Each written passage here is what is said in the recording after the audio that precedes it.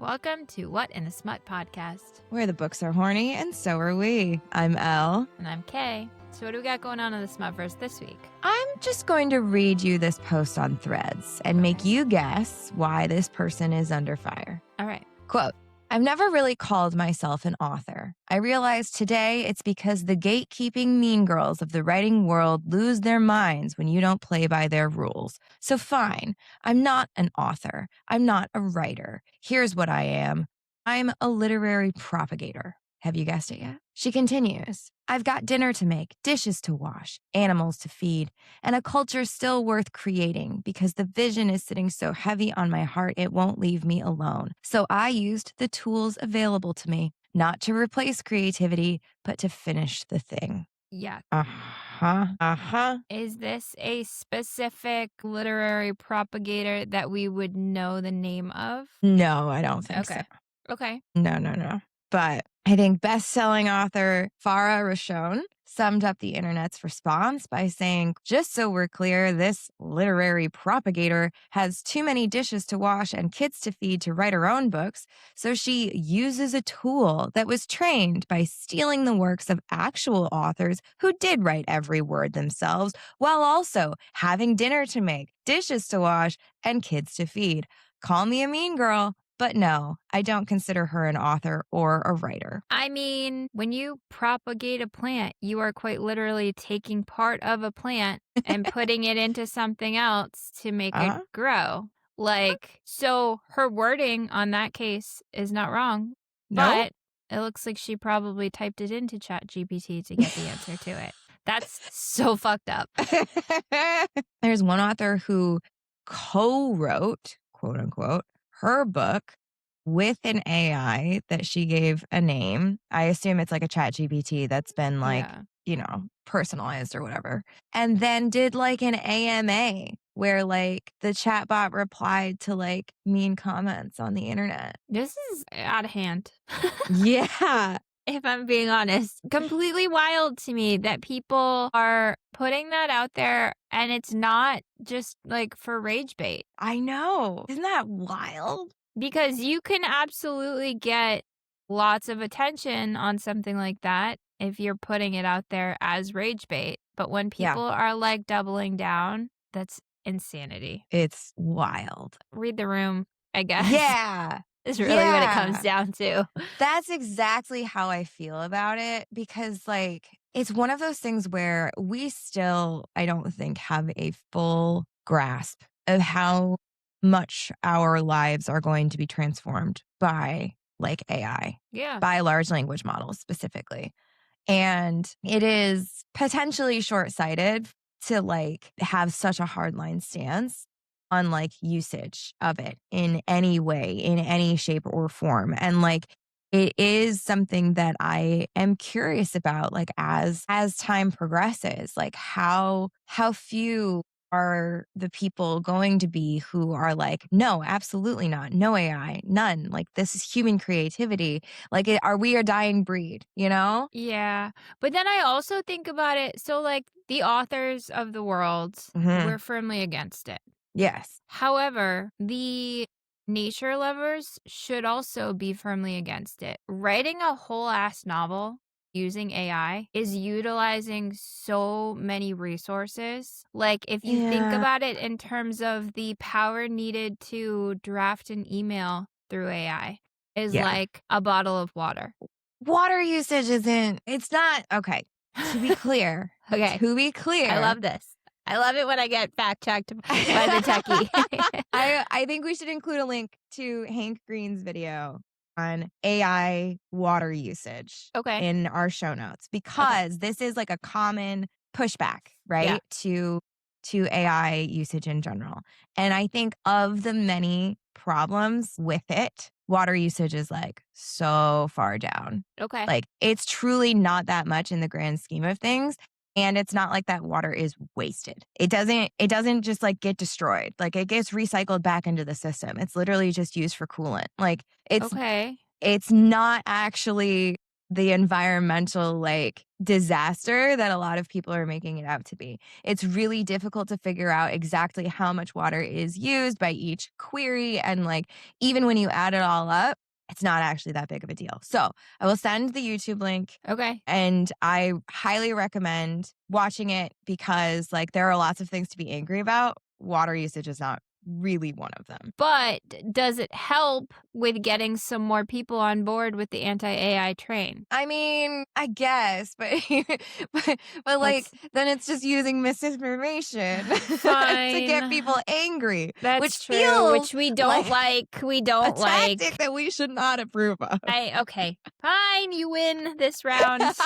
I hate to be the bearer of bad news. That's okay. Either way, AI is bad and we don't like it. Correct. And Correct. we especially don't like it when people are writing books using it. I agree. Now, even an AI trained on the entirety of the internet could not possibly have conceived of the story we read this week.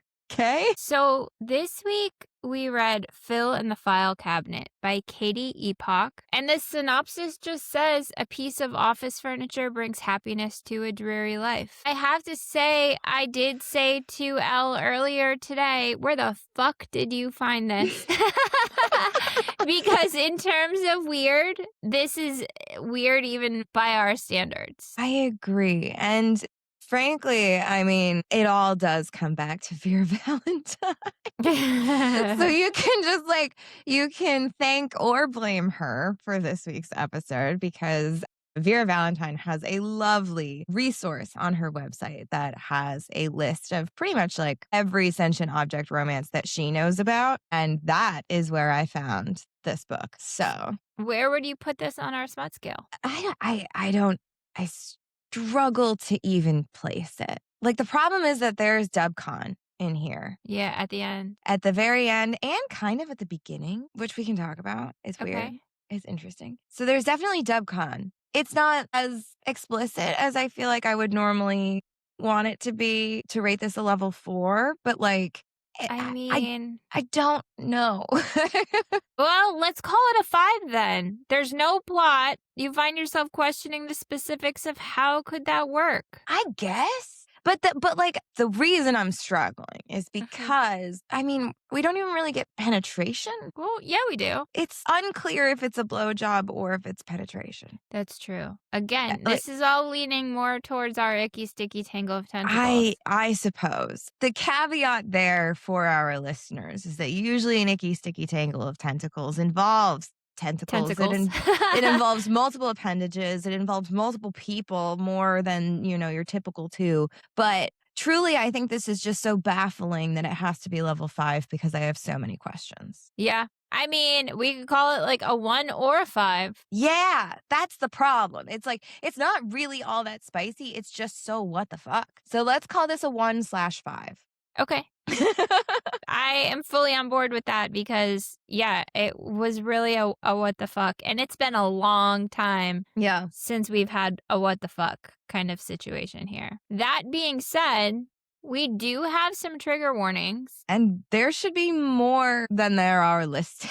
So there's DubCon, workplace power imbalances, drugging, working in a call center, if you know, you know, and not sure what to call not knowing you're in a 3-way with a file cabinet, but I know I'd be a little mad if it were me. That would be DubCon. Yes, That would fall under DubCon. it definitely would. You don't know What? that you're in a 3-way. Yeah. What else would you add to that list? Death? Yeah. Like Death. accidental workplace death. Yeah. Yeah. Accidental workplace death Yep. with a weird amount of detail about it. And yeah, and then all of the rest, I suppose. I don't know, like there's so many HR violations here. Yes. Oh, yeah. I have a lot to say about the HR stuff. I have so much to say about the HR stuff. Like, it's not just workplace power imbalances. It's like the worst workplace you could possibly imagine. Yeah, and this makes me wonder. Clearly, I don't know about the call center, but like if you know, you know. Is this encapsulated in that? Anyway, How did the reviews look for this obscure sentient object romance that I It pulled off of? was so obscure that there were only a total of 13 ratings across Mhm, the board for Amazon and Goodreads. So mhm, there was one rating or one review mhm. that was on both platforms. So this Okay. has a 4.0 on Amazon. There were only 3 Amazon ratings, and it's a 3.4 on Goodreads. Again, take that for what it's worth because there were only 10 ratings there. Yeah. But the single review says 5 stars, Cabby is the best. As someone who's worked in a call center/office setting, I had to pick this up. The prologue, first chapter, was a bit sad. The humor kicked in once we were following the MMC Phil. This was fun, weird, and had some puns that made me chuckle. And that's all she wrote. That's all we got. Yeah, understatement. And this novella was Mhm. 34 pages. Yeah. I think it was too long. Yeah. I think that the prologue gave us the background information on the filing cabinet, which we love a background story. We love to I know an didn't origin story, but I didn't also want the origin the story. origin story didn't really make sense with, It didn't make sense and it didn't matter. and also filing cabinets are not typically made out of wood, in No. my experience. With all that being said, it was 34 pages. We're going to go through every single page. There will be spoilers. Yeah, If you would like to give Katy Epoch her page reads on Kindle Unlimited, there will be a link in our show notes. there sure will. And with that, do you want to get into it? Oh, let's get into it. So we start in the summer of 1971. Yes. And we start with Janet, Mm-hmm. who works in a sawmill. Indeed. In 1971, a woman working in a sawmill, she's a badass Yeah. because she doesn't work answering phones. She's not wearing pearls and heels to Nope. do the paperwork and reception skills. She is working on the floor, cutting the wood. Trying to have a social life when you've worked early mornings meant ignoring your sleep schedule most of the time. Being a little tired this morning was nothing compared to all the actual struggles she had overcome. Mm-hmm. So it also said that it's difficult that she works as a woman in a sawmill because her days were spent either being invisible to men because she wasn't in dresses and heels while she worked, or Mm-hmm. trying to be invisible because men thought they had a right to what was underneath her shapeless coveralls. And Yes. though this was set in 1971, I think that 55 years later, it still kind of rings true, I agree. sadly. Depressingly. She worked hard. Her life was harder. The only thing that gave her a break from the pain of it all was getting fucked harder. Huh. What? That Yeah. came out of nowhere. Yes. Yes. Because we spent like 3 paragraphs talking about being a woman, like wanting to be a badass at work and then still have a social life and finding that balance. And then all of a sudden we're like, let's get some fucking action. Some of the working with men has rubbed off on her. Perhaps. Time to get fucked. Yeah. Yeah. So what's really interesting too is that Janet has, I would say, a bit of the dubcon kink Okay. here because she's talking about how it's difficult to get male attention because she has strong muscles and calluses from her day job, right? But Mm-hmm. then once the beer hit, it melted the inhibitions of the men around her. Janet could see her prospects improve. There would always be a hunter among the crowd who locked eyes with her and saw her as strong prey, someone who wanted to prove, probably to themselves and their inner demons, that they could overpower any woman, no matter their strength and size. The hunter hoped she would put up just enough of a fight that he felt like he was victorious. Janet made it enough of a fight that she could feel his desire through his muscles. So, did you think that this is dubcon though? I Yeah, read it more someone who of wanted to a, prove that they could overpower any woman. yeah. Overpower is not, Yeah. it does not involve consent. That's true. I think maybe I just kind of skipped over that because I didn't want it to be as dark as it has been That's recently. fair. But I just read it as, like, she was kinda playing hard to get with somebody that but you Yeah. I think you're right. Well, and the fact that the author put Dubcon first and then added another note about the end scene that she didn't think was Dubcon implies to me that she thought this was Dubcon. Yeah. She thought someday someone would wake up the next morning and wanna do it all again. Someday someone would want the hunt to continue forever. Yeah. And I think that I probably have you read Willing Prey yet? Not yet. So that might be why I'm having a different perspective because I read that, and that's coming up in a couple weeks, listeners. Yes. So I already read that. So that also might be why I'm having a different perspective on this, but also Mhm. that's a different situation than what is being explained in these 2 or 3 paragraphs too. Yeah, yeah, yeah. But also, so, like, apparently she went to a college party and then she stayed out too late, had some good sex, and woke Mhm. up the next day on a Thursday and went to work at the sawmill. At 5 a.m. Yeah, so she dies. Yeah. She barely felt the saw biting through her wrist at first. Her body was just not registering pain right away. It wasn't until she was slumped over her station and watching her life essence seep into the wood that she started to feel the sting climbing up her arm. And nobody noticed or nobody cared to help her, is I what it comes guess. down to. No one cared Right. about the wood that had soaked up Janet's life essence filled blood, and it kept going on its own journey of being cut, sawed, bent, and nailed. A fitting end since Janet was most of those same things right before she donated her energy. What? Yeah. So it starts off really dark. Yeah. It says becoming wood wouldn't be so bad. Janet had to admit she was always better at being hard than soft. Okay. Now, she does not keep her name. No, this is weird to me also. But also, it makes more sense when she says, because she does get turned into this filing cabinet, which we will get introduced to in just a minute. So it makes sense Yes. when she introduces her name as Cubby. Cabby. Abby. I have it written as Cubby. Oh my Abby, God. the filing cabinet. It makes sense, but also, how weird would it be to have a filing cabinet say, "Hi, I'm Janet." Yeah.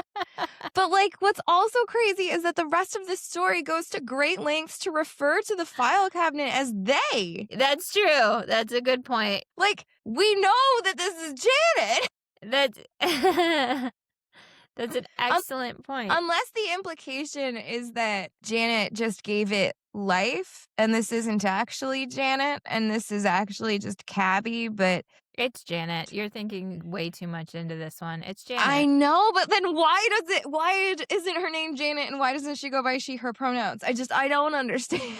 Well, perhaps because she was never introduced as, like, she didn't say, "Hi, I'm Cabby." I used she, her pronouns. Maybe our main character, Phil, was just like, "There's a hole, I don't care." That does not make this any better.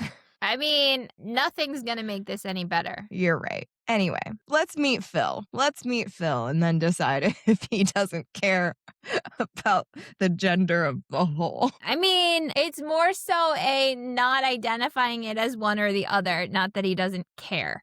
Okay.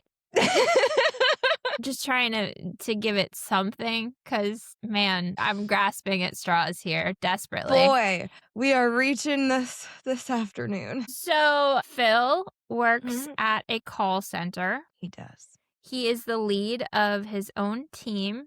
It's very clear that he doesn't fuck his employees and gets his paperwork done without working overtime. And He now he's a did, at least. manager. Yes. Because he didn't fuck his employees and because he got all of his work done, he was promoted to manager. The bar is low at this call center, Yes. Yes, it is. as it is in most places in the world these days. Indeed. So he manages other managers, and it says he is staring down at production reports, the kind of reports that turn every employee into a number and tell you if those numbers are hitting their numbers. So he loosened his tie and pulled out his emergency, in quotes, bottle of vodka from the bottom desk drawer. Which is wild to me. I mean, This is like, vodka. this is such a caricature of like managerial positions in the corporate world, though. Like, Yes. 100%. Yes. Except he doesn't fuck his employees. So At least not yet. That's true. A good point. Everyone that comes through, every new hire, he speaks to. Indeed. And it says he probably looked into the eyes of every single hungry co-ed in this town. Eventually, they'd find his office and try to shoot their shot. Like, we don't get any description of him. We get no No. information that he's hot other than all of the employees are trying to sleep with him. Yeah. I mean, I guess that's Problematic. no. No, I was actually going to say kind of creative. Like, Phil could be anybody. He could look like anything. He could be any nationality, ethnicity. That's true. But the fact that all of these lower level employees are shooting their shot with their boss Yeah, is wild to me. it is. It is wild. It continues. The third shot of vodka didn't have as much of a burn to it. Usually that was the sign that he should stop. Fuck that. Phil was halfway through his stack of paperwork, and he was damned if he wasn't going to have a good time doing it. He was blasting his 2K twerk tracks and enjoying the memories of when he was more than just an empty husk of a corporate shill. Now, as a millennial. Yeah. Immediately, this to me was like, I found you, Miss New Booty. I mean, I agree. I agree fully. But also, who the fuck calls it 2K twerk tracks?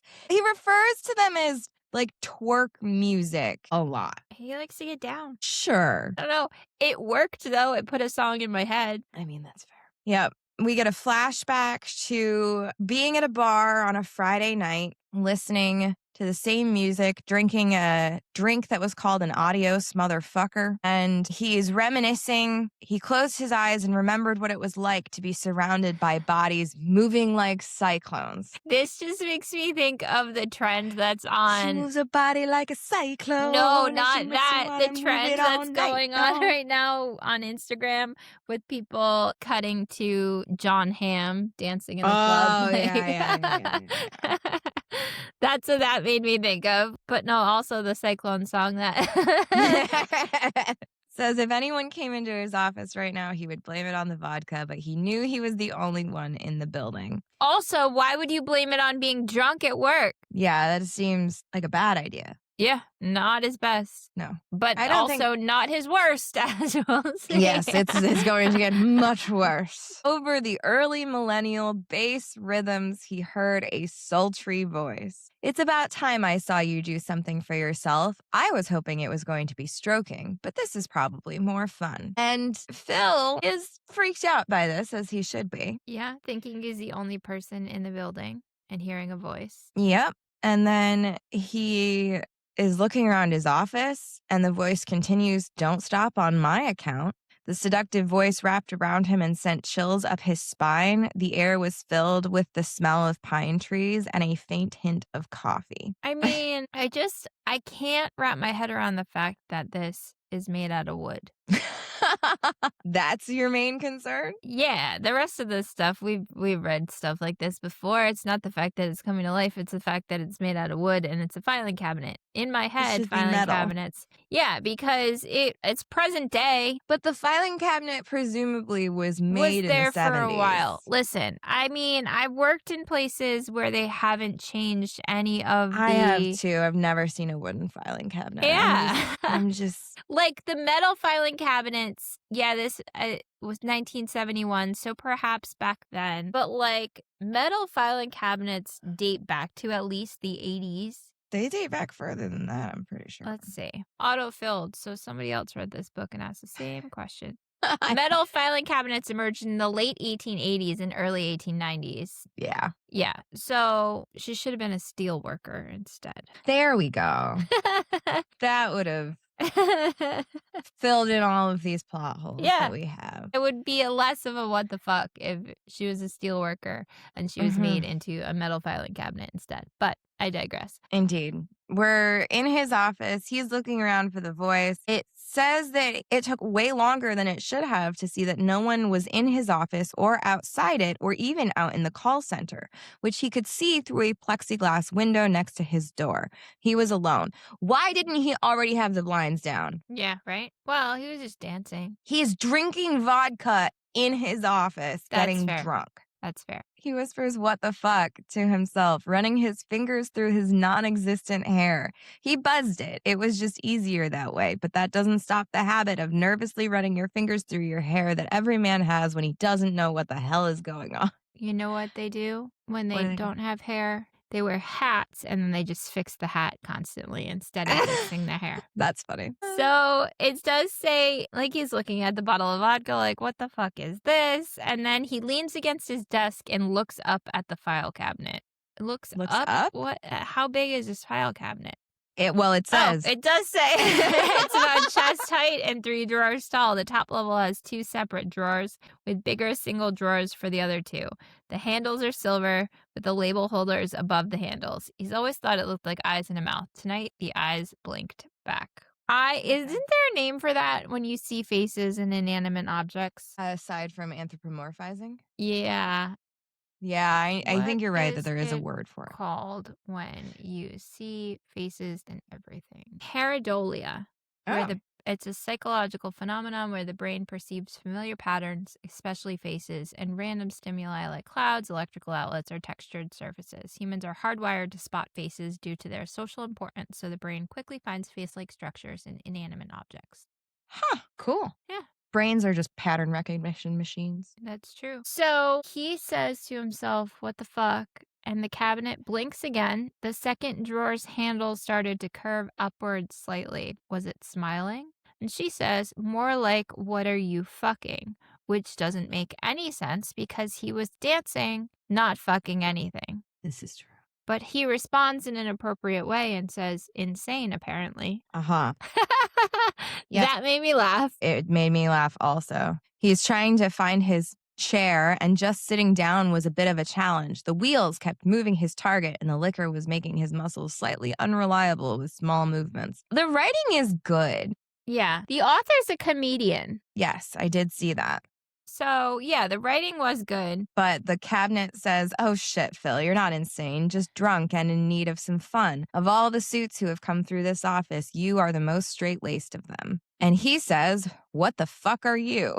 And the cabinet blinked again. There was a feeling they were rolling, even if there was no visual evidence of eyeballs to roll. Okay, that wasn't a great sentence. Something, the cabinet emphasized the word thing like they were insulted, that has been watching a lot of people have more fun in this office than you ever have. You need to loosen up more than just that tie, Phil. Pour yourself another shot and put that music back on. It's not my favorite genre, but I'm not the one who needs to unbunch my panties. He says, excuse me, filing cabinet. And she says, call me Cabby. And you're excused.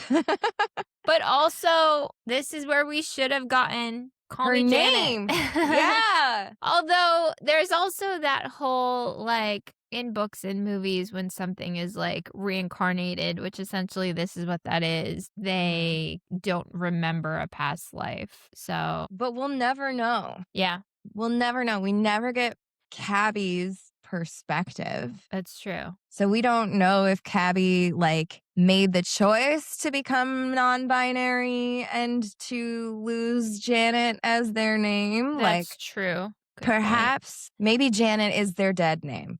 Maybe. Excellent hypothesis. I'm reaching. Okay, I'm reaching. Cabby says, come on, Phil, it's midnight. Turn your music back on, pour yourself another shot, go back to moving that gorgeous body again. So Apparently he's hot. this man has been getting daily, it seems like, objectified by Yeah. his coworkers, his Office employees, furniture. and office furniture. Yes. So he says, fuck it, why not? It's not like this cabinet had legs or arms or anything. You couldn't come to the other side of the room and touch him. It did have a mouth, though, Phil chuckled to himself. He wondered what that mouth could do. What'd that mouth do? I hate it so much. Me too, but like that's what I said in my head. I desperately need a man to confirm or deny that this is what men are like. I need more information. Phil was getting down in the office.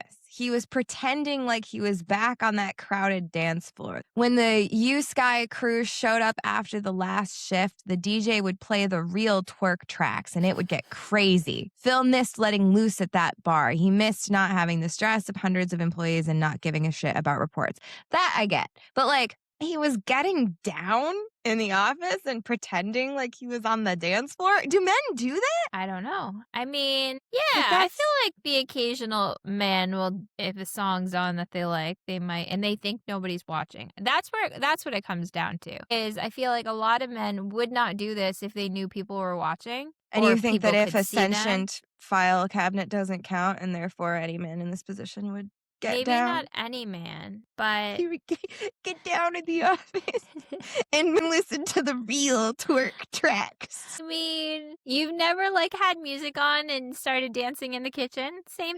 I Like, have. yeah. But like, of course I have. I just like, I don't think That's- okay.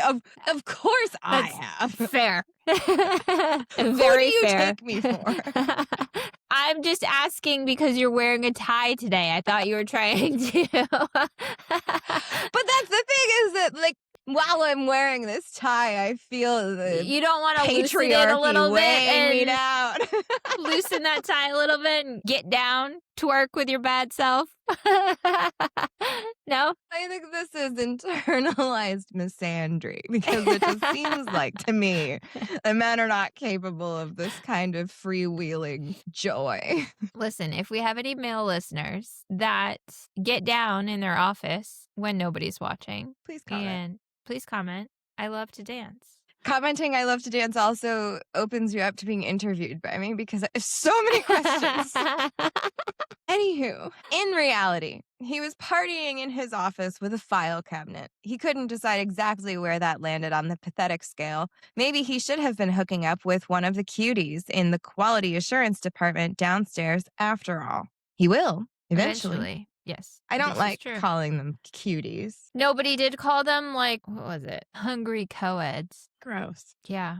So the file cabinet says, come on, Phil, take your shirt off. Like, so he not only was dancing, but he turned this into a striptease. But the most vanilla striptease ever. Yes. Because he as folds he- up all of his clothing carefully. Their banter is like wildly awkward. Yeah. Oh, yeah. Phil says, keep your files in your drawer, cabbie. Out of the corner of his eye, he thought he saw Cabby's tongue hanging out. Yeah. Like, What is the tongue made of? you know those... Is it a piece of paper? Is it one of those, like a receipt roll, you know, with the calculator thing that... Yes. the roll. Like it unfurls. Yeah. like a party thing. Yeah. So Cabby replies, I got a drawer you can put your file in, big boy. This author, I can't tell if this is something that I recognize and therefore I should be ashamed. You know, like I can't wait to my hear. sister in Christ, what were you doing at the Devil's Sacrament? It says, Cabby replied with a wink and then let out the best bachelorette party woo girl woo he had heard in a long time. And all I could think of was How I Met Your Mother. Yeah, the woo girls. The woo girls. Yeah, I thought of that also. That's really funny. So he did take off his pants and also fold those nicely. And then gets closer to the file cabinet. He felt something warm and damp slide up the front of his boxer briefs. He jumped slightly and looked down. Cabby's tongue was coming out of the mouth of the second drawer. Let's take this so party not paper. up a notch. Damp paper. The fiery voice challenged before running their tongue over the front of his briefs again. He took another sip from his vodka bottle as he rode that tongue and felt it play with the seam of his nut purse. Yep. How do you feel about that one? Nope, I don't like it at all. It's very descriptive. Nut purse. I mean, that's a new one. She and Holly Wild should link up for a hot minute because that's I don't a know new if one. I would survive that collab. For sure. So he says, fuck, Cabby, you're so good at this. And Cabby says, I could be even better if you filled me. Filling a file cabinet means paper. Yeah, I don't know, man. Cabby continues, please, Phil, which is funny because it could Fill be, me, please, Yeah. Phil. Please, Phil. Mm-hmm. It was never really wise to stick any part of yourself in a hole if you didn't know what was on the other side. You knew there was a chance something might bite. Glory holes at the porn arcade being the usual exception to the rule. This confused me. Usual exception and porn arcade. This sentence Yeah. was a roller coaster for me. Because I've never heard the word porn paired with the word arcade before This is in not my even life. something that I want to Google. No. So And usually I'm down to Google anything, but this I think I have reached my glory holes I have heard of. I am familiar, but it was like glory holes, okay? At the porn arcade. The fucking what now? Being the usual exception. This is a thing people know about and often partake in? Well, I guess glory holes would be the usual exception to sticking body parts in things that you don't know what's on the other side of, but also not a great choice regardless of any of that. Yeah. I am baffled. That's pretty much how I went through all 34 of these pages. I agree. Pretty baffled. Which again, we're almost a year in. I know. This is a wonderful reset for us. It really feels like we're coming back to our roots. Yeah, because I really was talking the other day about how I've said some really outrageous things on this podcast. Mm-hmm. But what was outrageous to me on episode 5, I'm completely desensitized to. Like, on episode 5, I am pretty sure I yelled at you to call me a good girl. That's just a Wednesday now. I think so. Because I did something good. Yeah. Yes. And it was like the start of something. Yeah, it unlocked something in me. Let's call it that. But I'm again, so glad for both of I'm us. so glad to have gotten back to something that we're not completely jaded anymore. Yeah. Which is it's lovely. Proof that there's hope for us. Is there though? Yeah. Yes, there is. Trust me. Anywho. So that's all it takes is for her to basically look up at him with those metal eyes of theirs, and say please. And Phil pushes the tip in slowly, unsure of what it's going to feel like at first. Mm-hmm. Wooden or otherwise, not good. See, and the thing that this filing cabinet has been here. Yeah, for a long time. For a long time. Yeah. How many other men have done the same thing? How many men have done this? Was it ever used for its purpose? If its second drawer is a mouth, did they ever try to open it and put papers in it? Also, who cleans that shit out? Oh. Could you imagine? Nope. I don't. Stop. Also, you walk into that office and you're like, what is that smell? Yes. Jesus. Something died in the filing cabinet. Oh, God. The walls had a slight ribbing that rotated and pulled his body in while a tongue continued to swirl. It was unyielding. It felt tight and wet like an unending tunnel that squeezed him. Why does this make me think of the Demogorgons in Stranger Things? Right? When the flower part of it opens up. I have not seen Stranger Things. What? I know. So we do get Cabby was in full control now. There was no thrusting out, only falling deeper and deeper into the tightest, wettest hole he's ever been in before. His legs lifted off the floor and he was hugging the cabinet, now feeling almost weightless. Chest height. So he's levitating by his dick. Feet off the ground. Feet off the ground. He fell into the passionate haze of endless cabinet cunt. But I thought it was the mouth. Then it continues. Or was it a mouth? Oh, Phil didn't know. Phil didn't care. It was Cabby. It was. Phil couldn't hear his grunts and moans over the bass coming from his computer speakers. He couldn't tell if the vibration he could feel all over his body was coming from the sound or from the cabinet he was clinging to. Maybe it was both. There was a quake from inside the endless cave. The passion walls were quivering around his dick and everything was moving faster. Passion walls. That's a new one. Again. That is a new one. She should get in touch with Hollywood. I beg of her not to. You never know. Wasn't until he was seeing nothing but black and he'd lost feeling in his legs that the cabinet started to let him go. Again, mind you, the cabinet is only holding him by. By the dick. Yes. He slid down to the floor, collapsing into what might be the greatest cum coma he'd ever had. That is something. I mean, it's a visual for sure. Yeah, yeah. He wakes up Mm-hmm. to the sun shining through his office window. Sure does. Panic began to set in. If the sun was up, then the 6 a.m. shift was going to come in soon if they hadn't already. He whipped around only to find his office door had already been closed. It was open before? You were drinking and dancing and fucking your file cabinet with the door With open. the door I didn't open. even. And the blinds to the plexiglass viewing window drawn. That's when he noticed the glass of water and bottle of aspirin on his desk. He is naked. He is. He crawled gingerly to the desk, the pulsing in his head adding an extra level of pain with every movement. When he grabbed the water and aspirin, a piece of paper fell to the floor. My office. Deb. Fuck.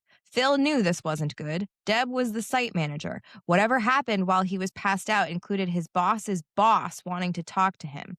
What do you mean whatever happened while you were passed out? You're naked. Nothing needed to happen except someone clearly saw you in this state. Yeah. So he looks at the cabinet and says, "This is your fucking fault, cabbie." No, I think it's probably the vodka's fault, which is yours. Your fault, yes. It all had to be some kind of alcohol-induced fever dream. Maybe someone spiked his vodka when he wasn't looking. College kids still did that kind of thing. Why Bro, do the what? college kids know that you've got vodka in your desk? Yeah. And what? Why does anybody know that you've got? Why do you have vodka in your desk? And who's gonna spike it and then walk away? Like, what do you mean? What do you mean? So he gets dressed, Mm-hmm. glad that he had the forethought to take his clothes off so they weren't stained Or wrinkled. or wrinkled. And he walks to his boss's office. And she says, "Look, that shit was bad. I can't even bullshit you. But when it comes to breakdowns, I've seen way worse in that office. At least you were alone on that floor. I don't know what I would do." As the boss's boss? Fire his ass. What do you mean? No, I don't know what I would do as him. Oh,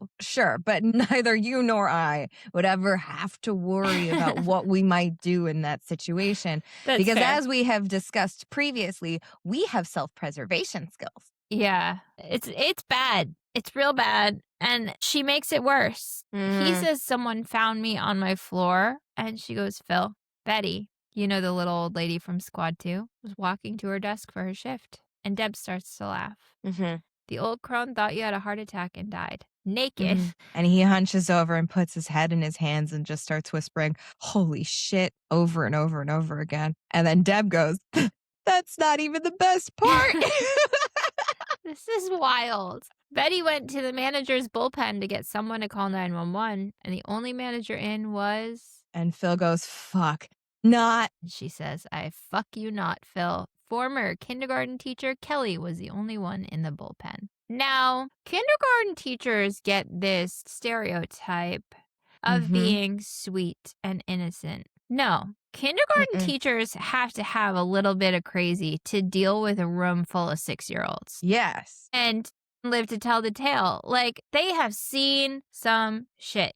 If you think Yes. about it, think about like how many teeth have fallen out in front of Oh, a yeah. kindergarten teacher, how many accidents they've had to clean up, all of Mhm. this. Yep. So kindergarten teachers may seem sweet, but that's not always the case. It's very rarely the case, in fact. Yep. And Deb continues, "Apparently, our little Kelly knew enough to tell you were alive and breathing. She shut your door, lowered your blinds, and called me.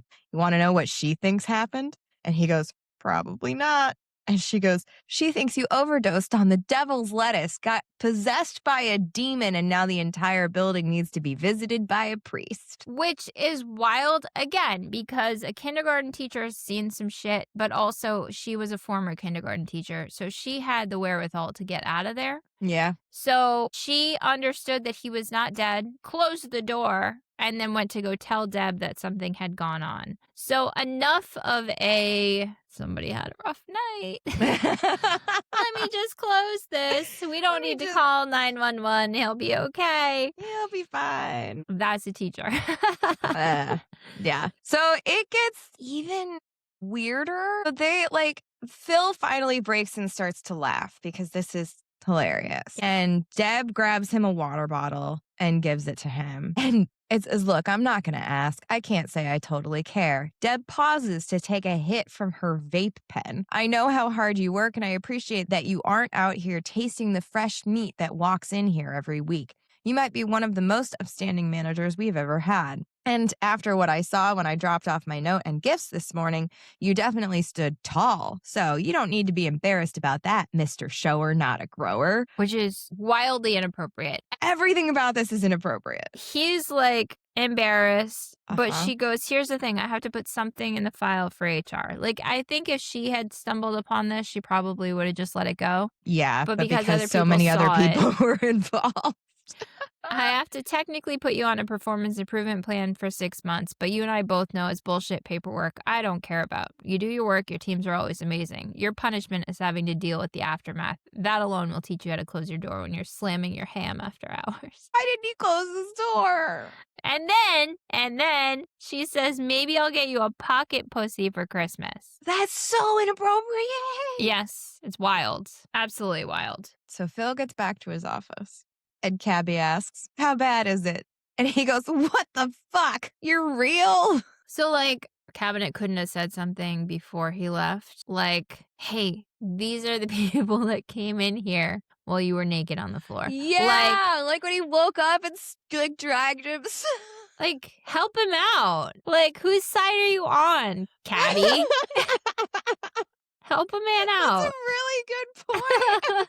So they say, yes, Phil, I thought I proved that last night when I let you prove why you were named Phil. I hate it.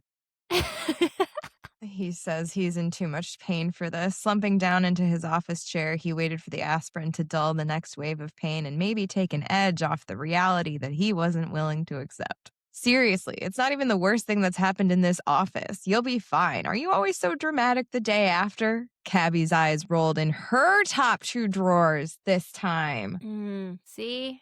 Identify your character. I just, I can't. Yes. I can't tell what's intentional and what's a mistake. Yeah. So I'm going to go with the she then, because Fine. It started off as Janet and we didn't get any other information that would say otherwise. And also, G can go by they anyway. It doesn't matter. That's true. She says, I think you could blame the vodka more than me, though I'll take credit for what you blew out of that tasty trunk and any dreams you had when you passed out. Ew. Tasty trunk. No. So he starts thinking about the night before, and he had never felt anything like the endless wet depth of that hole. Ugh. The way it swirled and slurped, that cabinet was a needy little slut who never seemed to get enough until it got everything he could give. Also, this happened one time. Once. Yep, once. If there's a thing I hate about men, it's that they take one thing and turn it into all the time things. I'm going to throw that out there. Needy little slut who never seemed to get enough. One time, once. And it doesn't sound like you lasted very long. But Get yeah, sure, ass. never. Get his okay. ass, Get him. So he's getting horny thinking about the needy little slut cabinet. Yeah. And Cabby says, I see you looking at me, hot stuff. Why are you being all shy? But before he can do anything about it, a knock on his office door broke the tension that had started to build up in the room. Like, this scene was also unnecessary. Well, yeah. So one of the younger call center employees, Amanda Sheldon, slid into the office and shut the door behind her. So she says, I was about to leave, but I was thinking maybe you might want some company. A man like you shouldn't have to spend his time alone. This just baffles me. Yes. In so many ways. One, this is happening at work. Two, people say stuff like that. I mean, it's a book. I understand it's a book about fucking filing cabinet. So, like, No, but also this happens frequently in stories. So, like, is this something that happens? I feel like I've never really been in the corporate world. So, like, It says it's hard to have a dress code in a call center. No customer ever walked through, so it was impossible to make an argument for caring what the agents wore. First and foremost, that has never stopped a company from having a dress code. that's true. Like, just for the record. Phil was pretty sure there had to be some sort of violation to the handbook in the overflowing top tit wiggling in front of his face. Were they bouncing because she was bouncing, or were they just constantly moving on their own? I'm sorry, are you so hungover that you've forgotten how physics work? Yes, probably. Also, man with boobs in his face is like, Given how many people seem to be flaunting their assets in front of him in the hopes that he'll mhm. do something about it, pull yourself together, man. Yes. So he starts to think about whether or not he should just kind of take her up on her offer.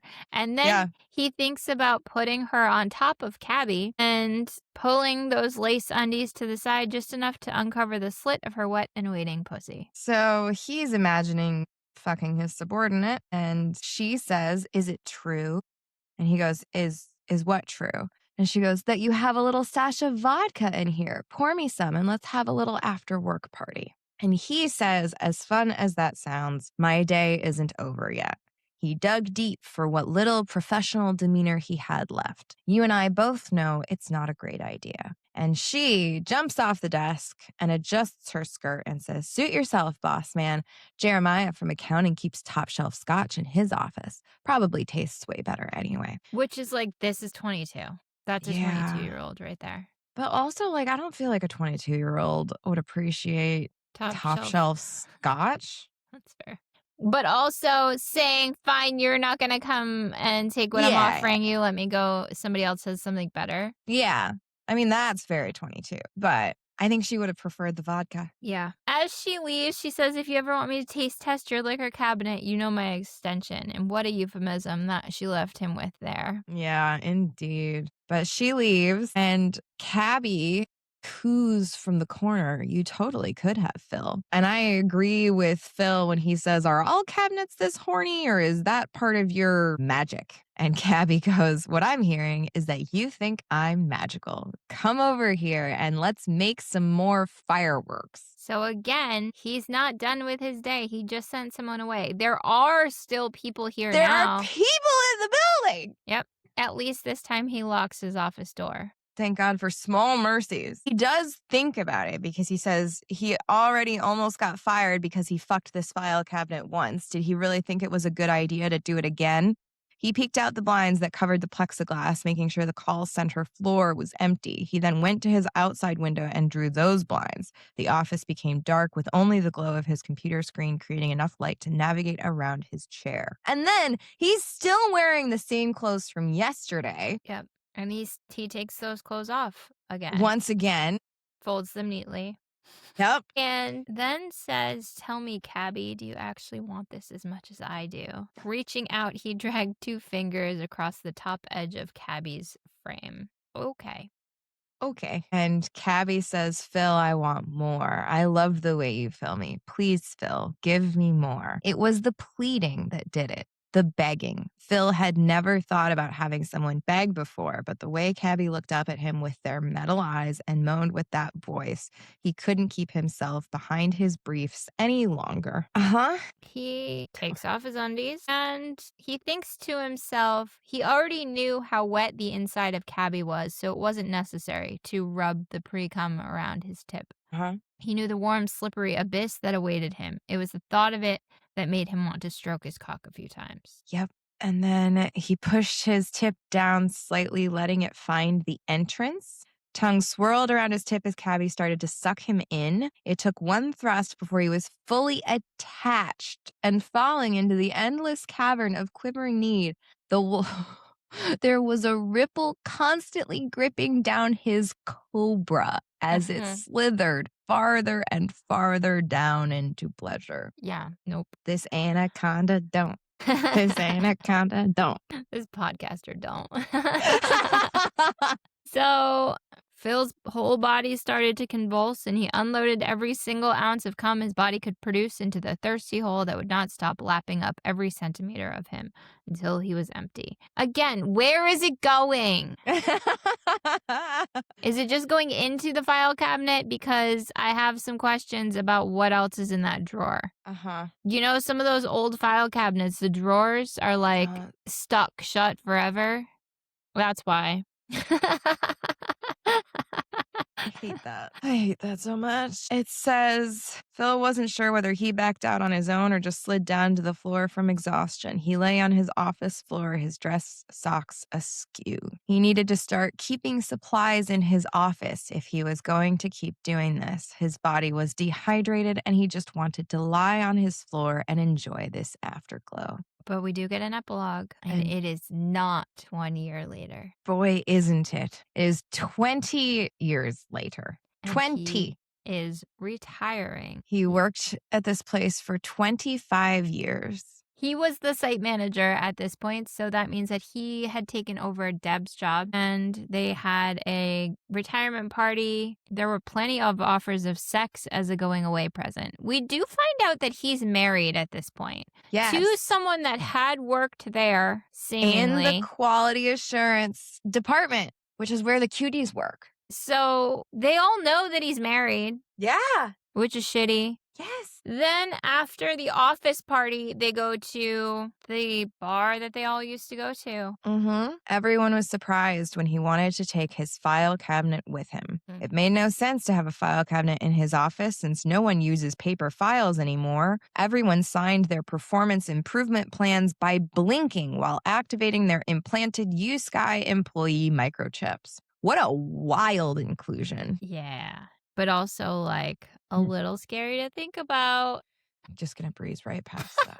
The real after party was after everyone left. His wife, former quality assurance manager turned corporate housewife, knew exactly what he would want to do. She put on some usher in his home office, turned the lights low, and waited for him sitting on top of his favorite file cabinet. She knew why he wanted to bring this old thing home. No, she did not. No, she did not. She thinks she knows. The first time Phil ate her pussy, she was sitting on top of it. He ate her that night like he was a starving man, feeling nothing but pleasure. When she came all over his face, leaving him a sticky mess, he convulsed and did the same. Rebecca always knew she wanted to marry a man who loved to give as much as receive. It's not good. It's not good. And this is like upwards of 20 years of a marriage where she thinks that that is what's happening every time he eats her out on top of the file cabinet, when we find out that he still is fucking the file cabinet while he's eating out his wife. And she has no idea. Yep. It's not great. We get Rebecca's moans were filling the room, turning into screams of pleasure. Phil used the sounds of her desire to cover, undoing his belt and his zipper. He quietly slipped himself out of his pants and fed his cock into the waiting hole. The hole that helped him with stress at the end of the day and the sexual attention of another batch of agents who all seemed to have let the boss fuck me while I'm bent over his desk on some sort of dirty bingo card. It's gross. It's very gross. And it's like, you don't feel bad for the main character at any point in the story. And then you just start to be like, you're kind of a dick.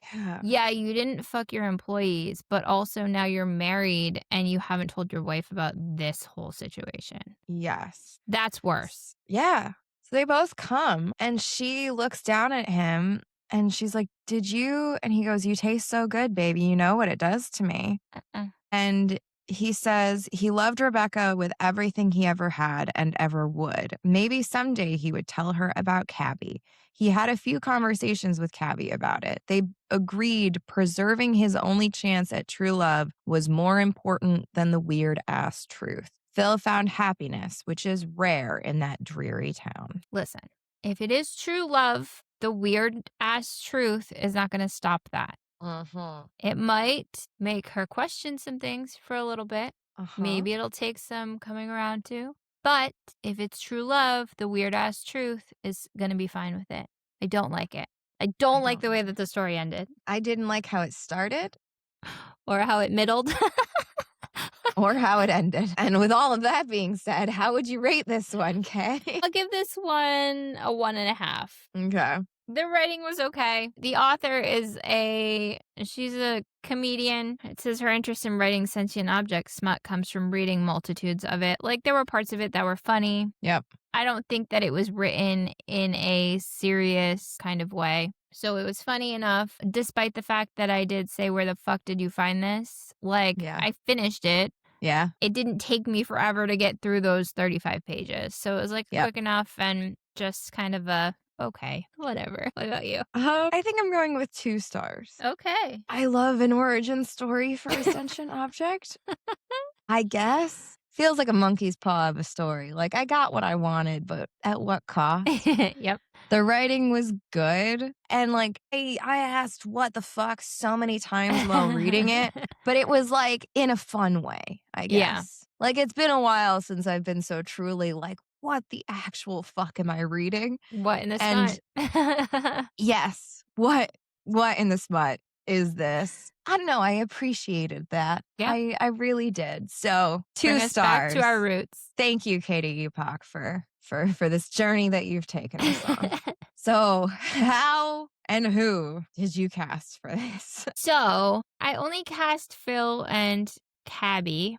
Okay. We got no description. We got nothing Mhm. other than he was hot and he was working in corporate America. Uh-huh. My casting for this came from another show. I'm not even sure if this was a relationship on the show, but it was 2 of No. the main characters in that show. Yes. So for Phil, I went with Gabriel Mock From Suits. from Suits. He's hot. I mean, I don't think he would be hot with a buzz cut, though. no, I do.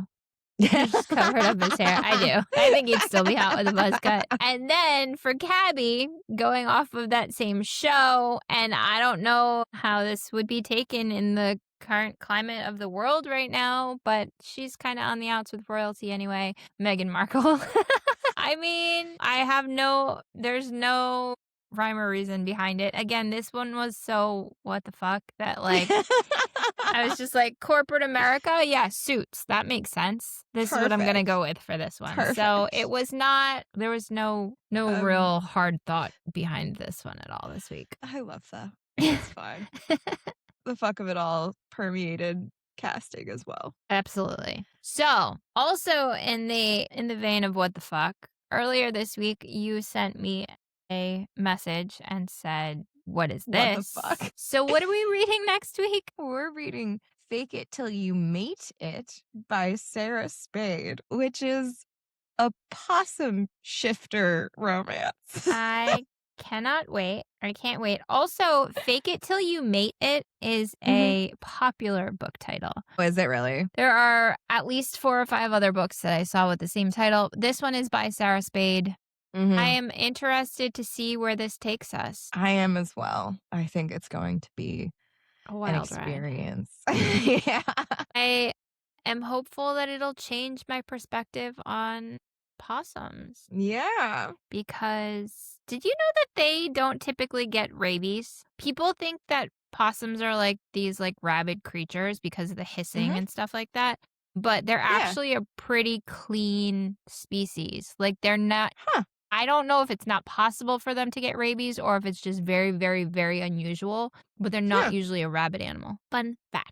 That is a fun fact. I mean, So I wonder don't if know. that will I come kind up. of I respect an animal that when scared pretends to be dead. So Same. I'm pleased to learn that they don't often get rabies. I think I'm going to like possum after this. I hope so.